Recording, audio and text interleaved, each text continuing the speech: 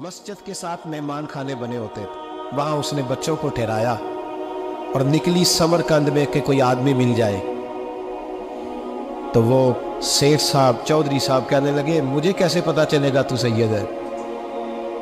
مجھے بتاؤ، کسی کو چوک میں کھڑا کر کے کہا جائے بتاؤ تو کون ہوتا ہے؟ اس شخص کا کیا اشر ہوتا ہے، کیا حال ہوتا ہے؟ کہا کیسے پتا چلے گا؟ تو سید زادی نے اپنا پلو کھولا اور اپنے آنسو دونوں آنکھوں سے صاف کیے تو کہنے لگی اللہ تیرا بھلا کرے، میں ثابت نہیں کر سکتی کہ میں حضور کا خاندان، میرے پاس کوئی دلیل نہیں، میں نہیں بتا سکتی۔ چل ٹھیک ہے، چلی گئی۔ کسی نے بتایا کہ یہاں ایک یہودی بھی رہتا ہے، وہ بڑا سخی ہے، یا آتش پرست ہے یا پارسی ہے کافر غیر، سخی بڑا ہے۔ اس کے پاس گئی، بیٹھی رہی، لوگ بیٹھے تھے، جب چلے گئے تو قریب گئی، کہنے لگی مجبور ہوں، پریشان ہوں، غریب نہیں ہوں۔ کہنے لگا بی بی تجھے کبھی دیکھا نہیں، سمرقند کی اتنی آبادی نہیں، میں سارے شہر، تو کون ہے؟ تو کہنے لگی تعارف نہ ہی پوچھے تو اچھا ہے۔ اس نے کہا چلو اگر پتہ چل جائے تو۔ کہنے لگی میں مسلمانوں کے نبی کی اولاد ہوں۔ مسلمانوں؟ اس نے کہا پیغمبر خدا کی اولاد۔ اٹھ کے کھڑا ہو گیا، بی بی کو ساتھ لیا، گھر گیا۔ کہنے لگا جو صاف ستھرا کمرہ ہے نا اسے پھر دھو ڈالو، ایک دفعہ پھر دھو ڈالو۔ کمرہ دھلایا، صاف کرایا۔ پھر کہنے لگا بی بی میرے برتن زیادہ صاف ستھرے نہیں، میں نئے نہ خرید کے لا دوں۔ پھر نئے برتن لایا، پھر اپنے بچوں سے کہنے لگا اونچا نہ پھولنا کہ سیدہ فاطمہ کی شہزادیاں آئیں، یہاں کوئی شخص اونچی بات نہ کرے۔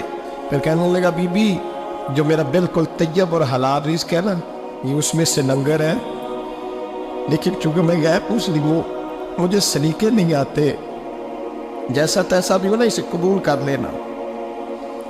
خاتون کو کہنے لگا یہ گھر ہے، جب تک جی چاہے یہاں رہنا، اور دیکھنا ہو سکے تو رات اپنے نبی سے سفارش کرنا، میرا بھی کوئی مسئلہ، میری بھی کوئی قبولیت کہیں ہو جائے۔ وہ مسلمان کہلانے والا رات کو سویا، کہتے جنت سجی ہوئی ہے، لوگ جنت میں جا رہے ہیں، لائنیں لگی ہوئی ہیں، نبی پاک لوگوں کو جنت میں بھیج رہے ہیں۔ میں بھی دوڑ کے لائن میں لگ گیا، فرشتے نے میرا بازو پکڑا، کا پیچھے ہٹ۔ تو میں دوڑ کے حضور کی بارگاہ میں گیا، میں حضور سارے جنت میں جا رہے ہیں، یہ مجھے نہیں جانے دیتا۔ نبی پاک نے فرمایا تو کون ہے؟ کہ یا رسول اللہ میں مسلمان ہوں۔ کہتے حضور مجھ سے فرمانے لگے کوئی دلیل ہے تیرے پاس؟ دلیل ہے کوئی تیرے پاس؟ جب میں چپ کر گیا فرمایا میری بیٹی ہے تیرے دروازے پر آ ہی گئی تھی تو دلیلیں پوچھنے لگ گیا تھا۔ اور میں کیا دوڑ جا، سویرے آنکھ کھلی تو گلیوں میں ڈھونڈتا پھرتا ہے، تلاش کرتا پھرتا ہے، کونے کونے میں جاتا ہے وہ سادات کا گھرانہ کہاں گیا، ڈھونڈتے ڈھونڈتے اس غیر مسلم کے دروازے پہ جا کے پہچان لیا۔ تو کہنے لگا خدا کا واسطہ جو تو نے نوکری کی ہے نا ان کی مجھ سے 11 گنا لے لے، یہ سادات کا گھر مجھے دے دے۔ تو کہنے لگا کل تو آتا تو شاید بات اور ہوتی، آج بات اور ہے۔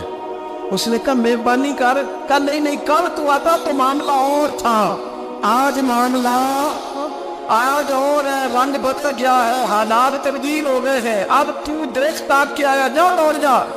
کہنے لگا نہیں مہربانی کر، دے دے، تو غیر مسلم میں تیرا کیا تعلق؟ کہنے لگا چپ کر، غیر مسلم میں کل تک تھا، کل سے سجدوں سے پیار کیا ہے تو میرے حالات سنور گئے ہیں، وہ جو نظارے تو نے رات خواب میں دیکھے ہیں میں نے جاگتی آنکھوں سے دیکھے ہیں، میں نے جاگتی آنکھوں سے، اور تو نے کسی مفتی پیر عالم کے ہاتھ پہ کلمہ پڑھا ہے، میں نے رات محمد عربی کے ہاتھ پہ کلمہ پڑھا۔ حضرت عمر جب نعرہ لگاتے نا تو کیسے کس طرح کانپتے، سفیر آتے روم کے ملنے کے لیے تو کہتے جاؤ عمر نفل پڑھ رہے ہیں، ٹائم کوئی نہیں۔ ایک دن اندر میٹنگ ہو رہی تھی، حضرت عمر میٹنگ میں بیٹھے تھے، آپ کے بیٹے ملنے آئے عبداللہ ابن عمر، ابا جی اندر آ جائیں، فرمایا دروازے پہ کھڑا ہو میں ضروری بات کر رہا ہوں، اندر نہ آنا۔ جناب عبداللہ ابن عمر کہتے ہیں میں دروازے پہ کھڑا ہو گیا، تھوڑی دیر گزری تو امام حسین بھی آ گئے، ایک حدیث میں ایک روایت میں امام حسن کا لفظ بھی ہے، امام حسین آئے، آ کے عبداللہ ابن عمر سے کہنے لگے عمر فاروق اندر ہے؟ تو کہا وہ اندر تو ہے، تو کہا آپ کیوں دروازے پہ کھڑے ہیں؟ کہنے لگے ابا جی نے کہا ہے یہاں انتظار کرو، میں کوئی ضروری بات کر رہا ہوں، لیکن شہزادے میرے لیے کہا ہے، میرے لیے آپ جانا چاہیں تو چلے جائیں۔ امام حسین کہنے لگے امیر المومنین کوئی بات کر رہے ہوگے، میں ظہر کے وقت مسجد میں مل لوں گا، ظہر کا ٹائم آئے گا نا تو میں مسجد میں مل لوں گا۔ یہ کہہ کے چلے گئے۔ حضرت عمر باہر آئے تو حضرت عبداللہ ابن عمر سے کہا کہ کوئی آیا تو نہیں؟ عرض کی حضور حسین ابن علی آئے، حسین ابن علی۔ تو کہا اندر کیوں نہیں بھیجا؟ کہا میں نے کہا تھا بے شک چلے جائیں، لیکن وہ کہہ رہے تھے کہ میں ظہر کے وقت مسجد میں مل لوں گا۔ تو سیدنا عمر فاروق فرمانے لگے عبداللہ تجھے تیری ماں روئے، حسین کو کیوں واپس بھیجا؟ پھر عمر دنیا داروں کے سامنے ڈٹنا، کھڑا ہونا عمر پہ ختم ہے، لیکن جو اندر کی بات ہے نا، روح کی، جو عقیدت کی بات ہے، جو وفا کا رشتہ ہے، اس کو کون سمجھے؟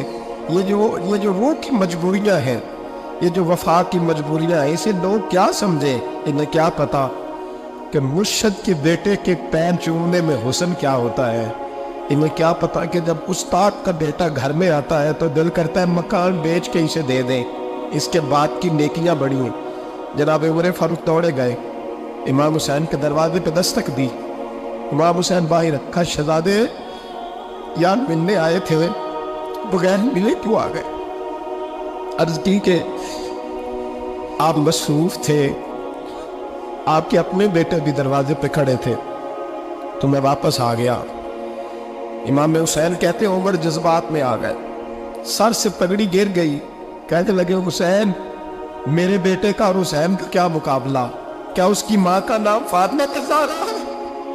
کیا اس کی نانی کا نام خدیجہ الکبریٰ ہے؟ کیا اس کے نانے کا نام محمد مصطفیٰ ہے؟ اور پھر سر سے پکڑی اتری تھی، اپنے بال زور سے پکڑ لیے، کہنے لگے حسین میں نا مکے میں اونٹ چرایا کرتا تھا اور ڈنڈوں سے مار کھاتا تھا اپنے باپ سے۔ یہ جو آج ساری دنیا میں عمر کے نعرے لگتے ہیں، یہ تیرے نانے کا صدقہ ہے۔ شہزادے میری وفا اور میری وفا میں جب تیرا دل کرے نا دوڑ کے آ جایا کر۔ عمر تو لو ایک دن امام حسین نے آ کے نا جناب فاروق اعظم سے کہا، خطبہ دے رہے بچوں کی تبھی شروع ہو، پتہ نہیں کیا بات آئی امام حسین کے دل میں، کہنے لگے عمر نیچے اترو، یہ میرے نانا کا ممبر ہے۔ تو حضرت سیدنا عمر سنو، کبھی میرا بھی بچہ آ جائے تو میں کہتا ہوں اس کو پکڑو یار، بچوں کو تو نہیں نا جو میں مطلب ذکر کیا جائے، اترنا میرے نانے کا ممبر ہے۔ جناب عمر اتر کے نیچے کھڑے ہو تو کہا جا کے اپنے نانے کے ممبر پہ بیٹھ۔ تو حضرت عمر رو پڑے، کہنے لگے شہزادے میرے نانے کا ممبر ہی کوئی ہے ہی نہیں، یہ ممبر یہ مصلی یہ تیرے نانے کی شان ہے، میرے نانے کا کوئی ممبر نہیں، تیرے ہی نانے کا ممبر ہے۔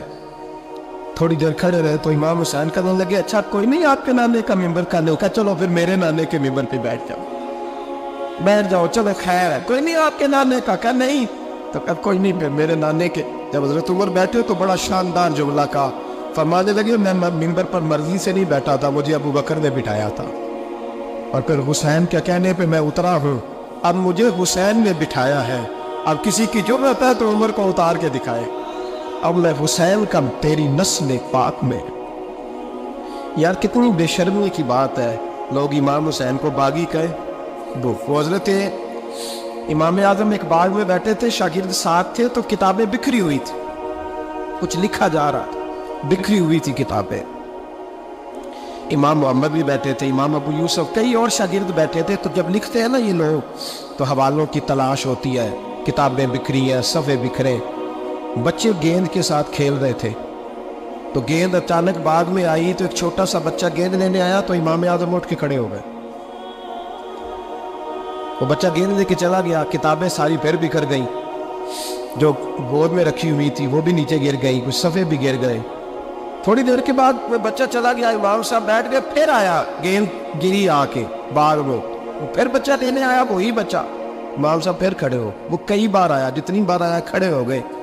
کئی لوگ صبر نہیں کر پاتے، جلد باز ہوتے ہیں آج کل کے شاگردوں کی طرح، تو ایک شاگرد بول پڑے، کہنے لگے حضور وہ تو بچہ ہے 100 دفعہ آئے گا، اب 100 دفعہ کھڑے ہوں گے۔ فرمایا تو 100 کی بات کرتا ہے، یہ 1000 دفعہ بھی آیا تو میں کھڑا ہوں۔ کہا حضور بچہ